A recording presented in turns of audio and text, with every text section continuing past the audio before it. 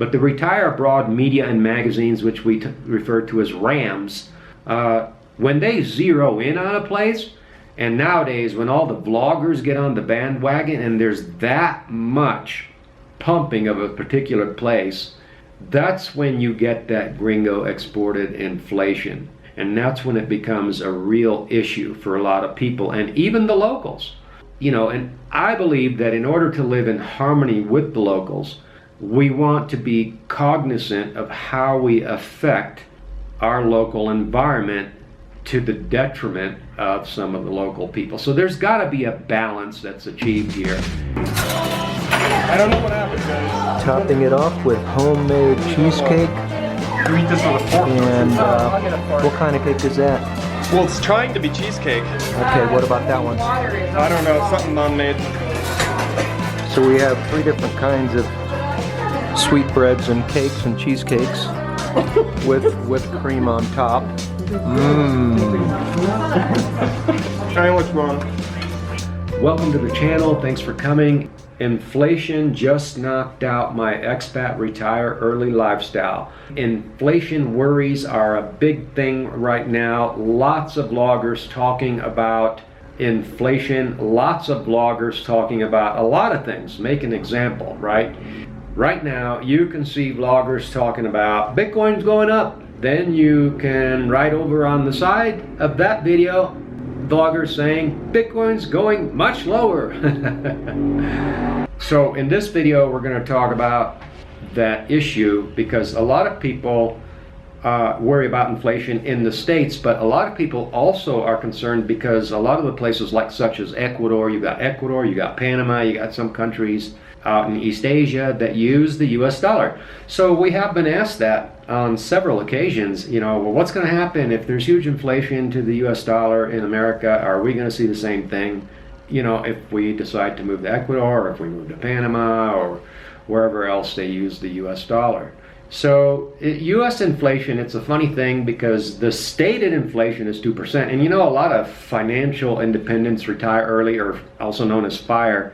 People, this is one of the things that was really kind of unsettling about the FIRE movement, is that they really kind of they require these kinds of things to be set in stone.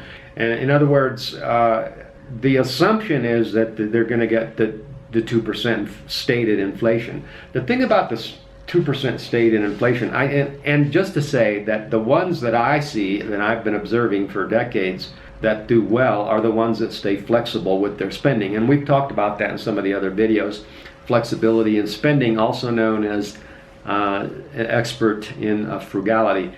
And so the stated inflation in the US is 2% and 2 to 3%. But I'll tell you, when we had, referring to the 10-year period that we had our house in the States with a 40-foot pool, I know that our pool maintenance, just the chemicals, not even the labor, but just the chemicals went up 100% in 10 years. That's 10% per year, much, much higher than the 2%. You know, and you've got other things that go up. Now, I've looked at the price of food in the States. It has gone up, not quite that much, but it has gone up seemingly about the 2%, 2 to 3% per year, so over a 10-year period. And I know that certain food products, I'm sure, have gone up much more, and other food products haven't gone up quite as much. But the pool maintenance did go up 100% in 10 years, and you know, and a lot of other things. You had like gas prices went up. So the point is that when we came to Ecuador, which we've been in Ecuador for 8 years, and we've been abroad 10 years, and the whole time we've been abroad, we've never paid more than $300 or $400, and in many cases even less, for 3 and 4 bedroom houses, furnished and unfurnished, and apartments. And we've never paid, you know, more than those prices in the whole 10 years. So what is it with the inflation abroad? Well, the inflation that we have actually witnessed and have made many videos many moons ago about is what we refer to, and people don't like to hear this, okay? But I have to tell you where the inflation is and what you need to be concerned about. And it is the Gringo exported inflation. That's where I've seen major inflation going on. And so, you take any example at all. But the thing is that I've seen groups of expats, because when you can't really label expats, I mean, there's different groups of different people that do things differently.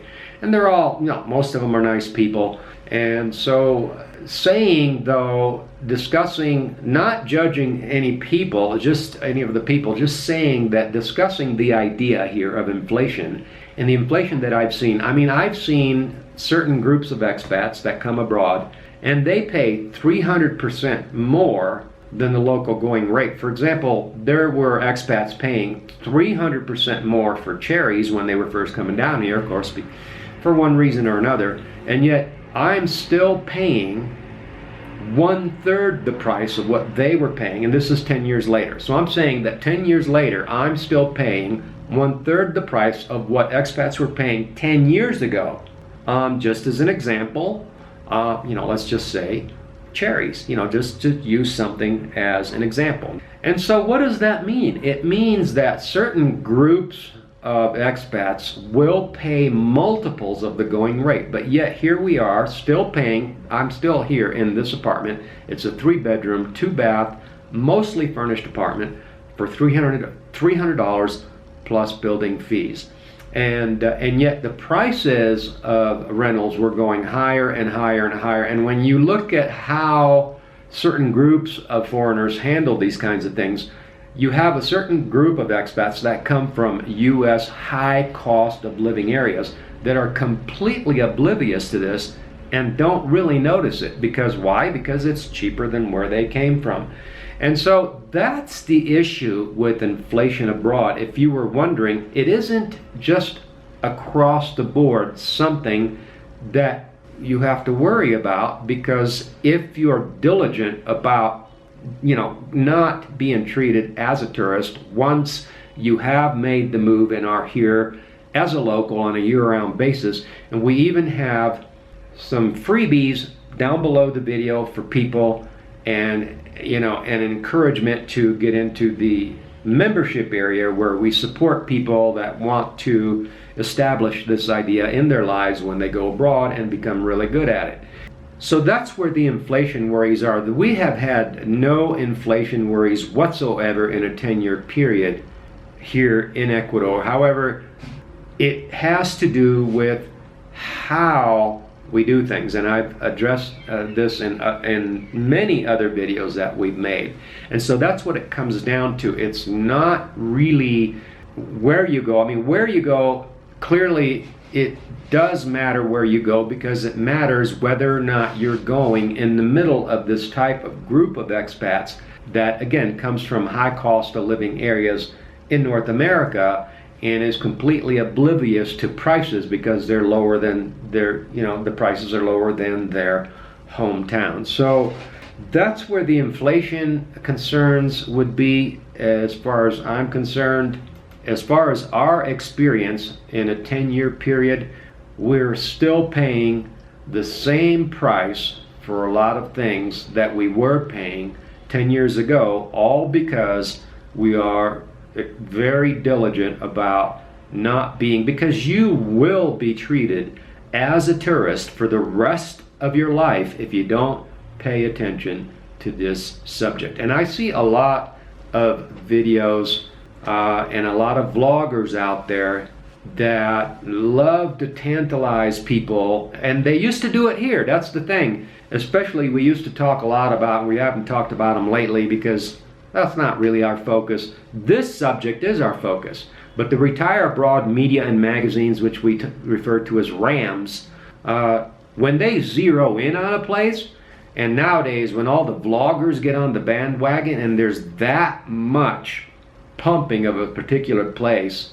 that's when you get that Gringo exported inflation. And that's when it becomes a real issue for a lot of people, and even the locals. And I believe that in order to live in harmony with the locals, we want to be cognizant of how we affect our local environment to the detriment of some of the local people. So there's got to be a balance that's achieved here. And, you know, there is nothing but imbalance when you talk about just extremely focused, high volume promotion of specific areas. And as I've said in other videos, these areas are, America's huge, but a lot of these places are very small. So it becomes very challenging to try to avoid this kind of an issue. So that's where the inflation issue is.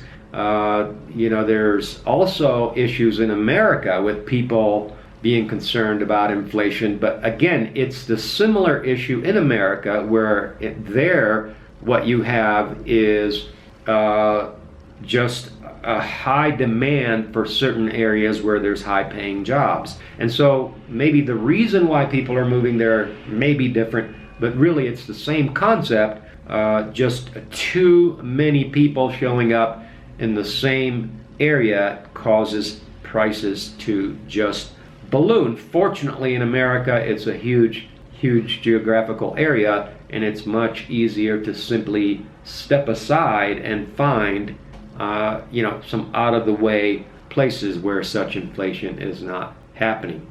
For example, I can you know, if I can get a house on 5 acres for less than half of what it would cost or would have cost me during the big bubble times of 2012. We always like to say we survived the bubble of the Cuenca Ecuador bubble of 2012.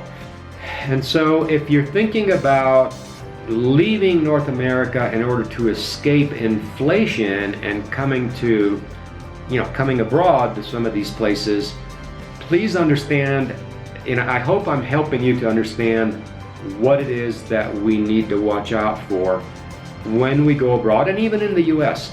So, all right, so thanks for watching. Have a nice day.